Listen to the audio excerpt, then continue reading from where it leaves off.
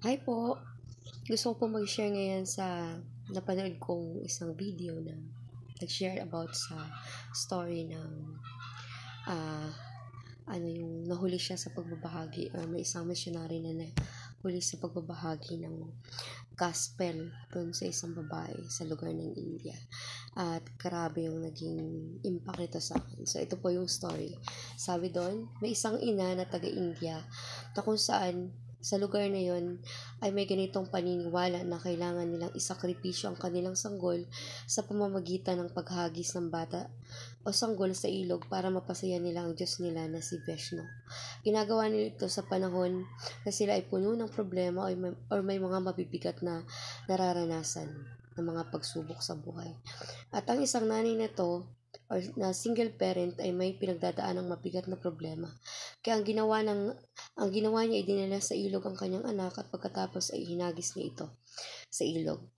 Pagkatapos po, yun ay paraan niya para i-offer ito sa kanilang Diyos. Kasi may ganun nga po sa kanilang kaugalian ng paraan para maibsan yung pagsubok na pinagdadaanan nila is nag-o-offer sila ng bata sa ilog para mapasaya nila yung Diyos at maibsan yung kanilang nararanasan na kabigatan or mga pagsubok. Yun yung paniniwala na kanilang kinagisnan. So, itong nanay na to is ginawa niya ang bagay na yun at ginaya niya yung mga ginawa ng iba na naghagis din siya ng kanyang anak. So, pagkatapos nang may offer sa Diyos niyang si Vishnu, ang bata is nakita niyang inaano dito at unti-unting nalulunod. At yun nga, nakita niya na namatay na yung anak niya. Makalipas ang ilang sandali, may biglang dumating doon sa lugar na yon na isang missionary, isang American missionary. Tapos, yung American missionary na yon is nag-share ng patungkol sa Panginoon. At ang sabi nga doon sinabi ng American missionary na hindi sa bagay na yan o sa pamamaraan na yan may ibsa ng ang kalungkutan, kundi sa pamamagitan lamang ng Panginoong Jesus. Siya lang ang makakatulong at siya lang yung tanging paraan para masolusyonan kung ano man yung mga pinagdadaanan at mga pagpapagaan ng iyong mga nararanasan.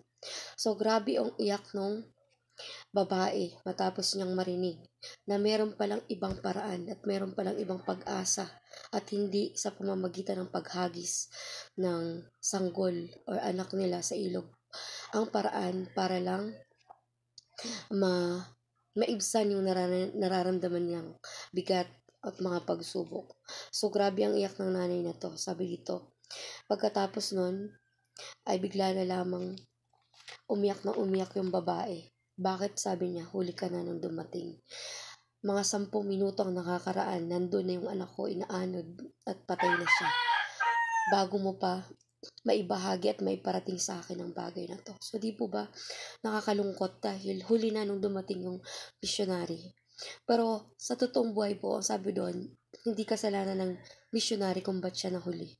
May mensahe po itong ipinararating sa buhay natin na tayo po ng mga nakakilala sa Panginoon. Minsan, hindi natin nasasabi sa mga kaibigan natin na buhay pa. Tapos kung kailan wala na sila, saka pa natin nare-realize na sayang di ko man lang siya nabahagi na ng salita ng Panginoon. Di ko man lang naipakilala ang Panginoon sa kanya. So, grabe po talagang naging impact nito sa akin at talagang totoo pong naiyak ako. Dahil bilang isa pong nakakilala sa Panginoon, ayoko din po na ako lang yung nakakilala kay Lord. Tapos, balang araw, pagdating doon, kung sino man ang mauuna uli or sino man ang mawawala sa atin, sisisihin niyo ako at sasabihin, di mo man lang naibahagi sa akin ng Panginoon na kailangan ko pala ang Panginoon. Katulad ng missionaryong to, ginampanan niya naman ang kanyang calling. Nag-share siya, pero na-late siya doon.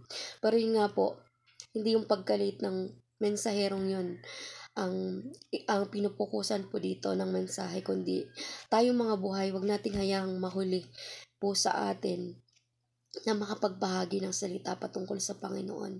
Dahil nga po, baka huli na, hindi lang po natin makitang naaanod sa ilog literal yung ating mga mahal sa buhay, kundi naaanod mismo sa impyerno.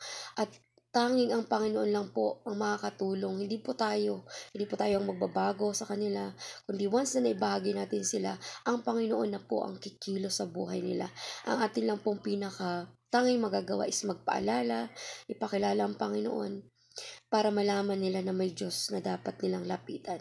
So may mga insidente po or may mga pagkakataon sa buhay natin na may mga mahal tayo sa buhay na di natin may lapit, mga tatay, mga nanay natin, mga kapatid, yung mga anak po natin, yung mga kaibigan natin. Sa totoong buhay, nakakaranas po tayo na mahiya or nahihiya tayong magbahagi ng salita. Pero po ako talaga nilakasan ko ang loob ko.